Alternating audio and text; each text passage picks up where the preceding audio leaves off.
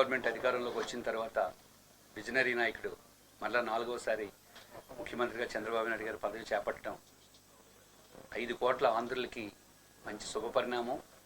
చంద్రబాబు నాయుడు గారు అధికారంలోకి వచ్చిన తర్వాత ఆయన విజనరీ నాయకుడు కాబట్టి పెట్టుబడులు రాష్ట్రానికి తరలి వస్తున్నాయి. అటు లోకేష్ బాబు గారు, ఇటు చంద్రబాబు నాయుడు గారి కృషి వల్ల ఇప్పటికే HCL కానీ, టాటా కన్సల్టెన్సీ సర్వీస్ కానీ, గూగుల్ క్లౌడ్ కానీ, ప్రఖ్యాతిగాంచిన ఐటీ గైడ్స్గా పిలువబడే సంస్థలు మళ్ళా రాష్ట్రంలోకి పెట్టుబడి పెట్టడానికి రావడం, కొన్ని లక్షల మందికి ఇది ఉపాధి తొందరలోనే కల్పించబడడం అనేది రాష్ట్ర ప్రజలందరికీ సుపరిణామం. స్టార్టప్ కంపెనీలు ఇప్పటికే స్టార్ట్ అవుతున్నాయి. ఆంధ్రప్రదేశ్ రాష్ట్రంలో విశాఖపట్నం అనేది ఒక ఐటీ హబ్గా గతంలో 2014-19 మధ్య ఉండేది. దురదృష్టం కొద్దీ 2019-24 మధ్య ప్రభుత్వం సరైన విధానాలు అవలంబించకపోవడం వల్ల ఐటీ కంపెనీలు చాలా వరకు రాష్ట్రం నుంచి తిరిగి వెళ్ళిపోయాయి. మళ్ళీ ఇప్పుడు 2024లో బాబు గారు ఇప్పటికే కొన్ని పాలసీలు, సుమారు 20 పాలసీలు ఇప్పటికే ప్రకటించారు.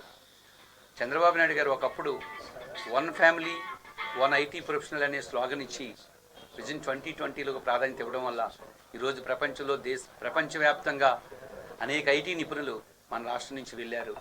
ఇప్పుడు అదే చంద్రబాబు నాయుడు గారు 1 ఫ్యామిలీ 1 ఎంటర్ప్రెన్యూర్ అనే స్లోగన్తో ముందుకు వెళ్తున్నారు. చాలా మంచి స్లోగన్ అది. ఇమీడియట్గా కాకపోయినా రాబోయే 20 సంవత్సరాల్లోనైనా సరే అది సాధించబడితే కొరియాలాగా, జపాన్ లాగా మన ఆంధ్రప్రదేశ్ రాష్ట్రంలో కూడా ప్రతి కుటుంబంలో ఒక ఎంటర్ప్రెన్యూర్గా డెవలప్ అయితే చాలా మంచి పరిణామం అది.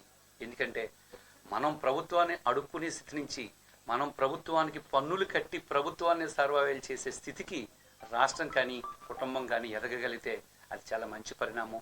అందులో భాగంగా ఈరోజు హెక్సాటాస్పైర్ అనే ఈ ఐటీ సొల్యూషన్ కంపెనీ, ఈ ఐటీకి సంబంధించిన ఈ స్టార్టప్, ఈ కంపెనీ మన విశాఖపట్నంలో అది సీతమ్మదారిలో పెట్టడం చాలా మంచి పరిణామం అని మేము చెప్తున్నాం.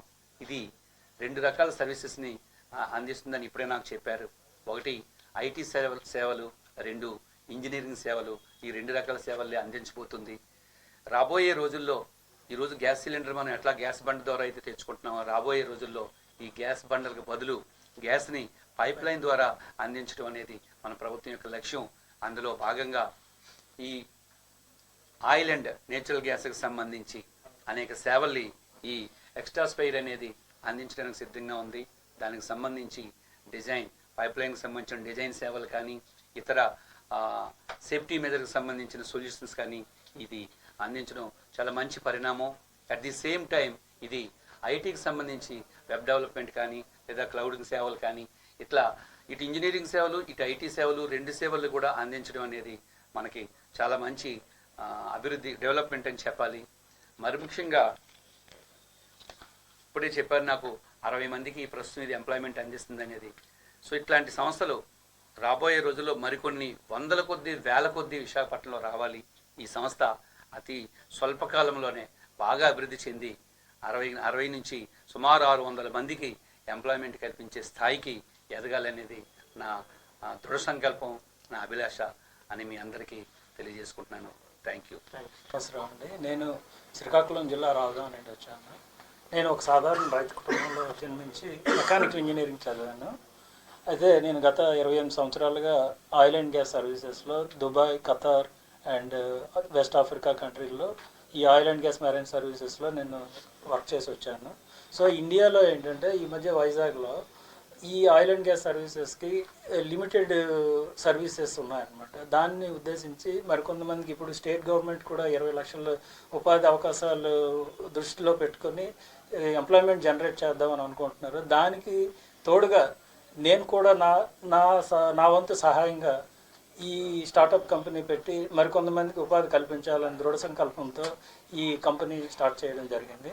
దాంతోపాటు ఈయన మా మేనేజింగ్ పార్ట్నర్ అన్నమాట, శ్రావణ్ గారు. ఆయన కూడా నాకు ఎంతో సపోర్ట్ ఇచ్చి ఈ ప్రాజెక్ట్కి ముందుండగా చేయాలని నాకు మద్దతు ఇచ్చారు. మేమైతే బేసికల్గా IT services and engineering services.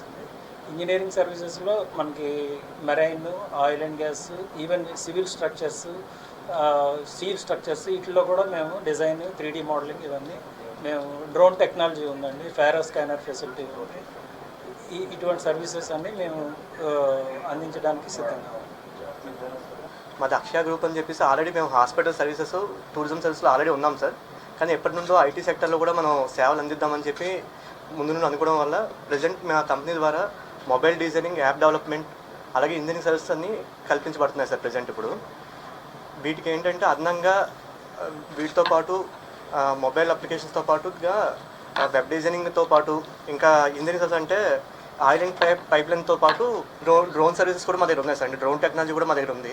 దీని ద్వారా ప్రజెంట్ మాకు ఒక 60 మందికి ఎంప్లాయ్మెంట్ క్రియేట్ చేస్తున్నాం. తొందరలోనే మా ధ్యేయం ఏంటంటే ఒక 500 మందికి అయితే ఎంప్లాయ్మెంట్ క్రియేట్ చేద్దాం మేము అనుకుంటున్నాం సార్. యాక్చువల్గా మా హాస్పిటల్ ద్వారా ఆల్రెడీ ఇప్పుడు 150 మందికి ఎంప్లాయ్మెంట్ ఉంది. టూరిజంలో కూడా ఒక 100 మందికి ఎంప్లాయ్మెంట్ చేస్తాం సార్ ఆల్రెడీ.